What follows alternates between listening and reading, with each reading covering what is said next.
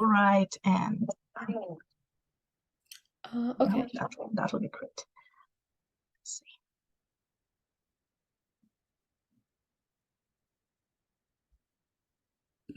Yeah, before you speak, I will try to give you show a brief introduction of you, and then Sure. we can get started.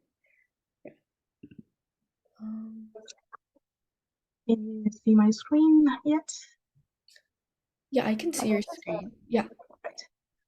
Um, Um, so first I will introduce you. So yeah, Sneha Jha is a research fellow at Imperial College London, where she does interdisciplinary research between the Department of Mathematics and the Department of Surgery and Cancer. So she's a member of the eye care group under the NIHR Imperial BRC and the Translational Data Analytics and Informatics in Healthcare group. So prior to Imperial College, she received a graduate degree in CS from UPenn and worked at the Clinical Language Understanding Research Group in Nuance. Her research interests are in machine learning and NLP with a focus on solving problems in healthcare. And she's also interested in the overlap of technology with policy, law, and ethics. So yeah, there's your introduction, and you feel free to start whenever you want. all right. So hello, everyone. Thank you for the introduction. And like you heard, my research is at the intersection of ML and NLP and healthcare.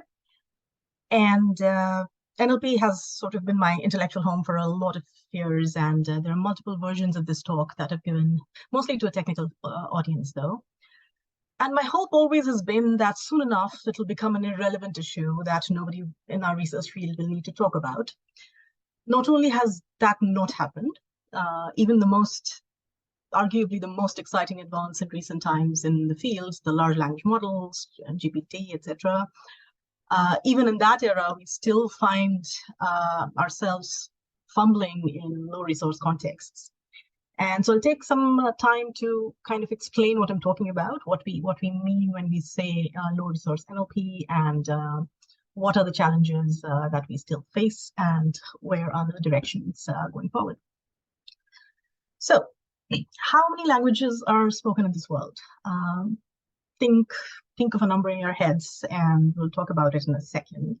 And as you think of languages, think of also the different ways a lot of these languages are written down. And for good measure, think of all the dialects that they spawn, the kind of sociolects that they form, and the whole nine yards. So there are about 7,000 spoken languages in the world at the moment, known, and about 300 odd writing systems, which include scripts, but is not limited to that. I hope what you're seeing on screen is somewhat familiar to some of you. What you see on the right is the familiar format of the world map that you see, which is called the Mercator projection. This was made in the 16th century to sort of ease the navigation of sailors who were using these maps for world exploration.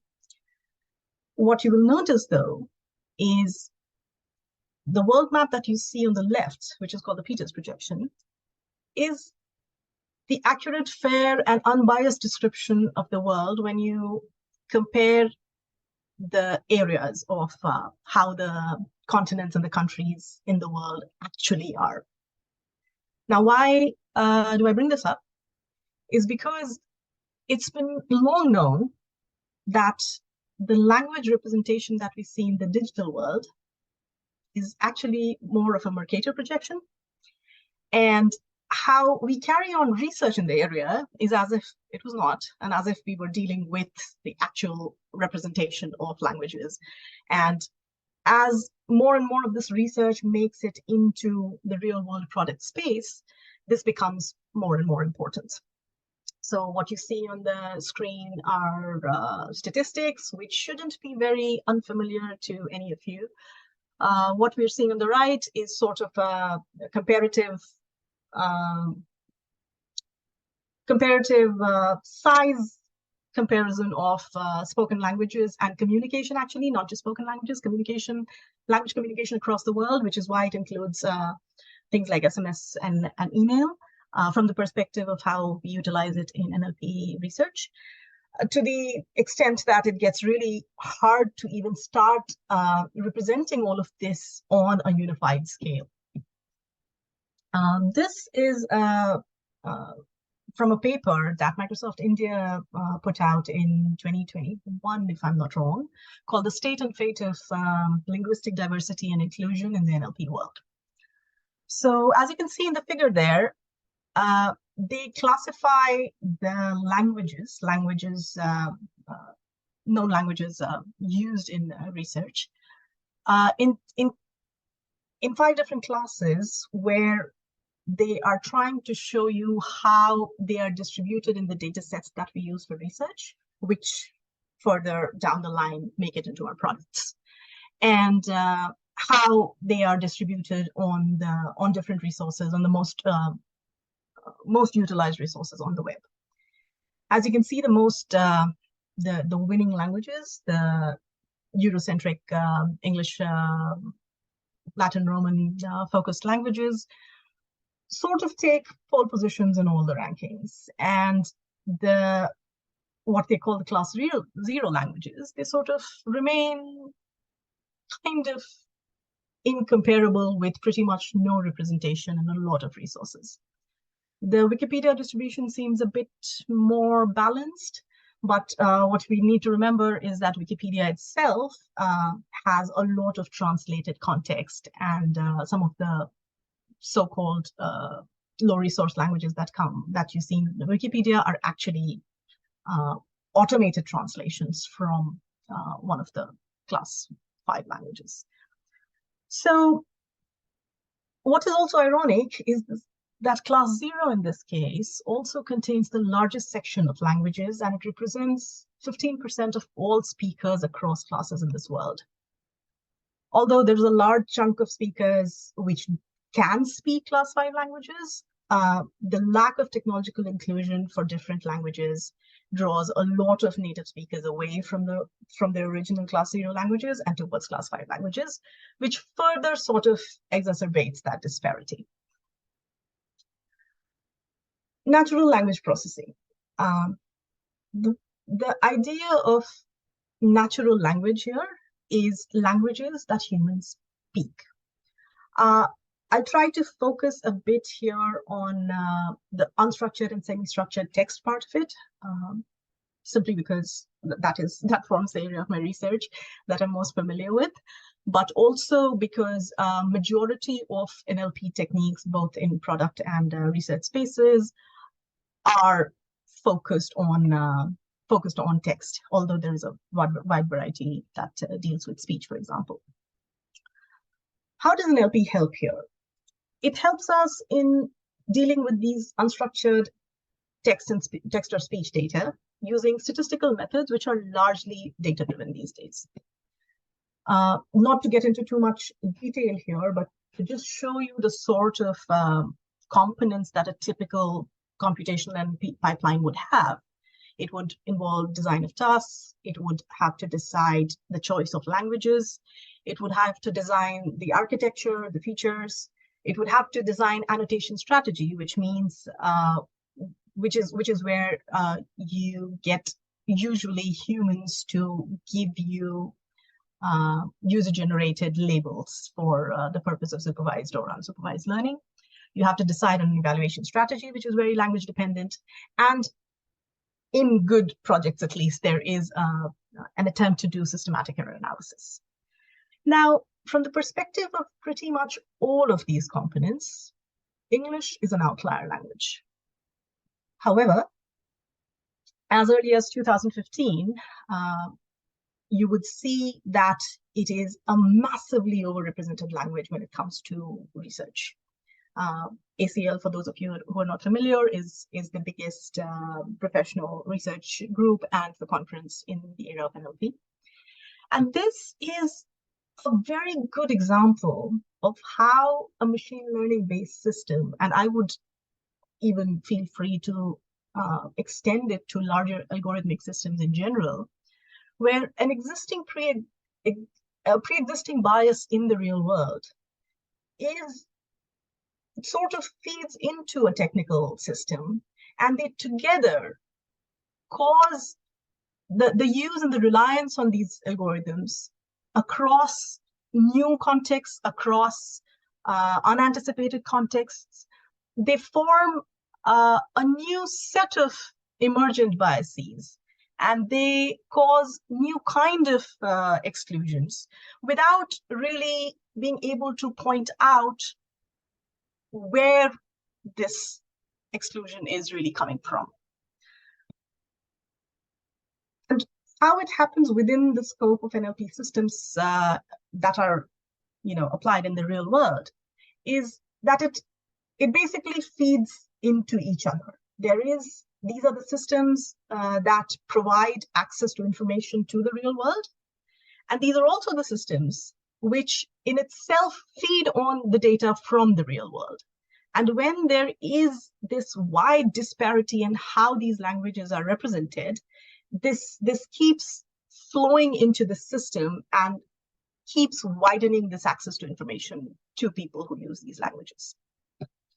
There is a rather famous paper at this point which coined the term weird as a short form for Western educated, industrialized, rich, democratic subjects, which sort of pointed out where a lot of our research, which focuses on real world social systems, comes from.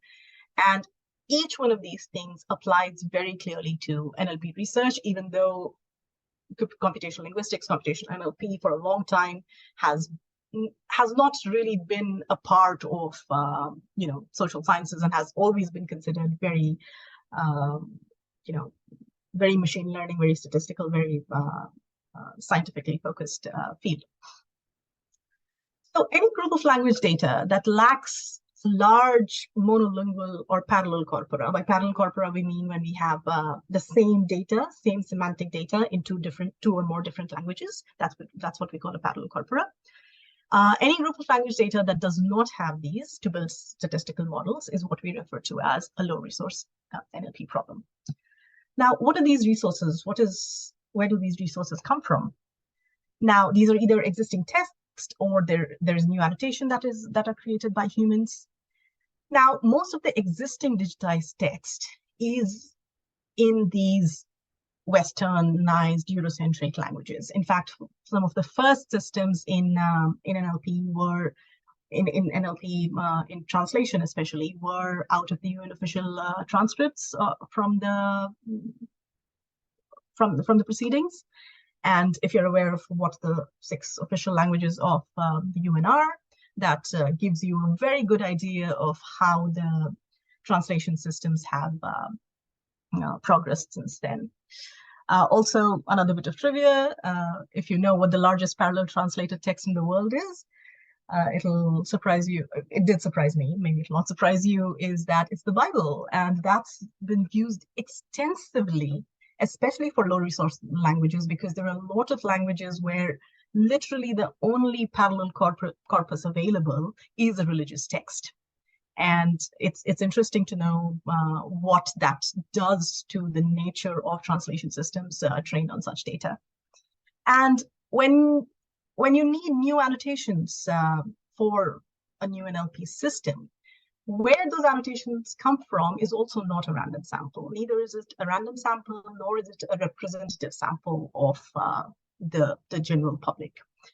They are generally groups that have more disposable incomes. These are groups which have some sort of a professional translators available, professional translators who have access to these kind of annotation systems, areas where there are more tech consumers, areas where there is more digital consumption, areas where such digital consumers can be approached and targeted.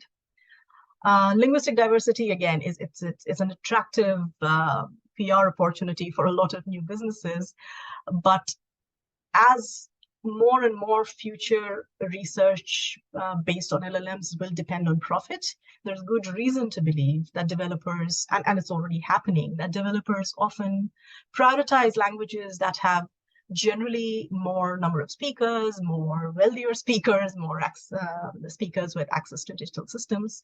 So this pattern keeps getting perpetuated. Where are these resources coming from? These are also directly correlated to the parts of the world which have higher internet penetration, have higher digital user base, literacy, online leisure time, technical expertise, and strategic interests. So what happens, a lot of the problems in the low resource NLP area are not new problems. Some of these problems which we do not see going away in the LLM era, or the ones that we see getting reinvented even in the LLM era, are when your translated data is a part of training and fine-tuning data sets. As some of you might be aware, in large language models, fine-tuning is one of the basic techniques of how you adapt a particular existing large language model to a smaller set that you might be particularly interested in. And it's been shown over and over again that the more languages a multilingual model is trained on, the less it tends to capture the unique traits of any specific language. In fact, there are researchers who term it as the curse of multilinguality, which is a play on another concept in machine learning called the curse of dimensionality, I believe.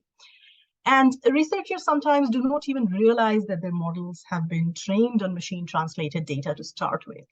This is especially likely to be the case for lower resource languages whose limited data online was empty from the start. For example, Wikipedia is a good example. And even the benchmarks that are used for testing these new models they sort of tend to test how well multilingual language models work in high and low resource languages. But if they are, as they often are, translated from another languages, the researchers are left with, very little sense of how well these actually work on language as spoken by actual human native speakers. The other pervasive, inescapable fact is that language families vary wildly. There are multilingual language models are known to struggle with languages written in non-Latin scripts. For example, Arabic, Mandarin, a whole variety of scripts that come from the African continent. Families of languages that are less connected to those of the high resource languages, especially the Eurocentric languages. A whole class of languages called language isolates, which are basically languages that are that don't have a very strong genetic relationship with another known language. And for example, a very good example is the language Basque in Europe. And they're well-known examples of such language isolates. And although their exact number is not known, but we do know that there is insufficient data on these languages, and there is definitely insufficient data in these languages. And there are no known native language models trained in any of these, languages that sort of diverge from the essays. One very sort of borderline technical issue that has arisen with language models these days, large language models in particular, are this very unglamorous part of NLP research called tokenization. So again, some of you might be aware, when we say tokens, we mean the subword units, the word or subword units that a model breaks up a text into, right? So tokens are how your model sees the input. With the large language models, normally they used to be just words, but with the large language models, they could be parts of words, they could be smaller segments of text, they could be code in some cases, it could even be single characters. Now, each model does this step differently. Tokenizers, they have to be trained individually for every model. even if two large language models use the same technique, their tokens actually could differ. And all users of LLMs, they are subject to the constraints on the number of tokens, which is the input and the output, which can be input into the model, and that can be generated. In fact, these days, the way the LLM monetization works, it is completely based on how tokens are consumed by a model. And if you look at this graph, you will notice that all the languages except Hindi, for example, here, they tend to cluster around a much lower token length. Now, English has the lowest token length, and the median token length for Hindi, for example, is nearly 5 times as large. So what this is trying to show is that for a fixed token budget, overrepresented languages like English will get a user much better, much more bang for their buck, so to speak. Even if this is a totally unintended downstream side effect, but this is how it plays out in real life. And there are other languages for which the situation is much worse. For something like Amharic, the tokenization length is much larger. And what this means is the model is seeing possibly multiple words being put together and doesn't have a chance to actually get the semantics of a language right. The issue of low resource goes beyond multilinguality, in fact. Like I said, every time we say low resource NLP, we refer to any kind of language data for which we do not have enough multilingual or parallel data to use or to train on. There is a huge proportion of our language data is undigitized text.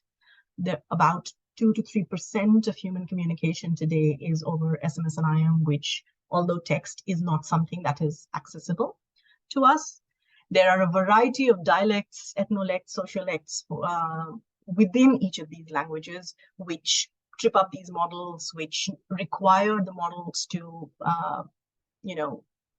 have a specialized view, which it doesn't at the moment. A very good example for English itself would be the African American vernacular English called the Ave dialect, which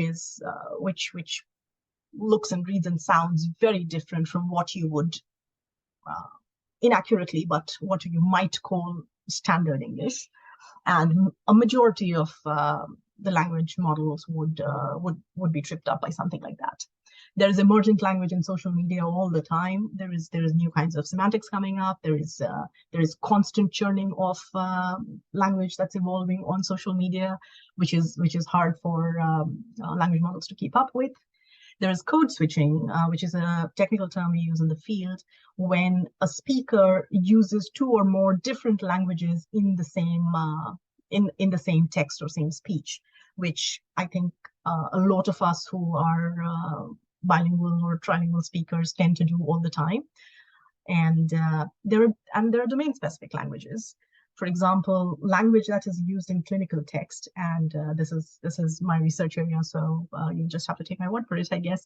But you can think about how written language appears in your doctor's notes, or in radiology reports, or in the variety of text that comes up in healthcare workflows. The semantics of a lot of words are very different from what you would see in a textbook or on the internet. So domain-specific languages need to be dealt with by a model in a much more specialized manner, which is also what makes it a low-resource scenario. So why do we care about any of this to start with? For those of you that need a purely financial incentive to work on things, translation systems have a massive market out there with a huge economic impact. But beyond that, there is the notion of information access, which is completely getting more and more dependent on the digital world today. You can appreciate how much we depend on digital generated digital language for our information needs. A lot of critical information in this world now can slowly only be accessed through digital means. And any kind of machine learning or AI-based technology that deals with language will touch our lives in a variety of ways that cannot be restricted to a certain class of languages. There is a lot of junk science out there, and a lot of questionable applications fly under the radar. For example, this app called the Vocal Risk Assessment created this thing in 2016, where they try to determine the level of risk of an employee or of an immigrant or an asylum seeker based on their vocal features, on how they sound. Amazon has a patent at the moment related to Alexa, where they try to read a user's accent and try to determine their gender, their ethnic origin, their emotion, their age, and background noise. And you can think about what kind of applications and what kind of risks this means for us as consumers in terms of basically not just privacy, but the kind of world we are signing up to live in. So what I'm hoping to put across by saying all of this is that there's a lot of work to be done. And I'm saying this fully aware of the fact that especially in the media these days, while OpenAI likes to tell us that language is a solved problem and ChatGPT is going to change the world, and it is, but there are plenty of directions in NLP where we have barely scratched the surface. There is a whole world outside of the English-focused NLP research and, by extension, product spaces, where we are nowhere close to being done, where we are actually doing surprisingly bad. And I think besides the obvious technical directions in the research space, I think there is also a need to try and understand where diverse teams, both in research and product groups, fit into solving this problem. And as our dependence on LLMs will increase, I think we'll find it harder and harder to incorporate original human-generated language. And there is a dire need for non-English speaking people to get involved in these spaces.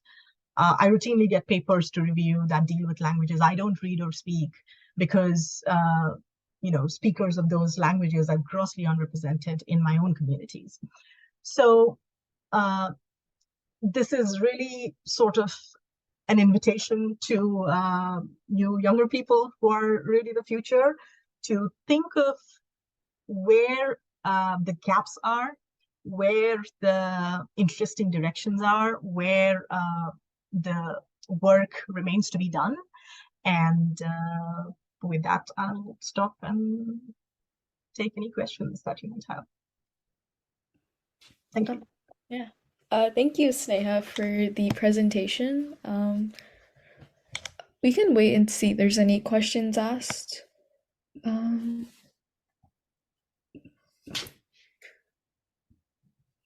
But yeah, do you have any advice for, like I know a lot of undergrads or students or even high schoolers interested in the research aspect and the future. So if you could give a final statement for advice, that would be great. Yeah, so it's always very hard to give generic advice because everyone's interests and what they want to do with their lives is different. But I will say this: machine learning in general, and that includes computational NLP. It's a very interdisciplinary field, And I think we have a tendency to see these fields as very, very computer sciencey, or, if you are not very mathematical minded, for whatever that means, computer science research is not for you, machine learning research is not for you, all of which is absolutely untrue. Machine learning is a highly interdisciplinary field, and I like to, and all of you here probably are too young to know what I'm talking about, but I do see a reflection of a lot of this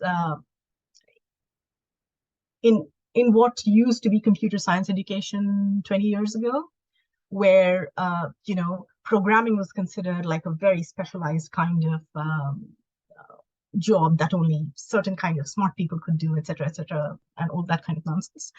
But as more and more people have come into the field, you realize that it's useful for everyone to know a little bit of programming, even if you're not, you're not a programmer as your day job. It's a tool. It's a tool, and that everybody can use as much or as little as they need. And it sort of helps them do their own work, whatever their chosen, domain is, to make to do it more efficiently at the very least. I think it's not an exact parallel, but I think a bit of analogy is warranted with the machine learning field as well. You can really pick what your domain of research is. Machine learning has computational biologists today. There are people working on drug discovery. There are people working on genetics. There are people working on healthcare. There are people working on language. There are people working on vision. There are people working on transport systems, you name it. So it's really not a very exclusive field that, a lot of people try to gatekeep everyone from. So whatever floats your boat, really, I think it's worth thinking about. All right. Yeah, I think that's a great way to end your session. And your presentation was on, let me check again. Low resource NLP in the LLM era. All right.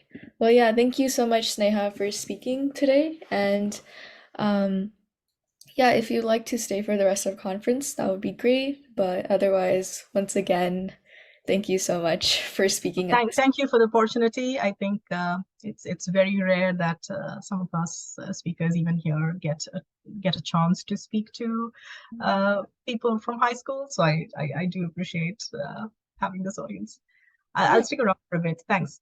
All right, awesome. Thank you. Yeah, so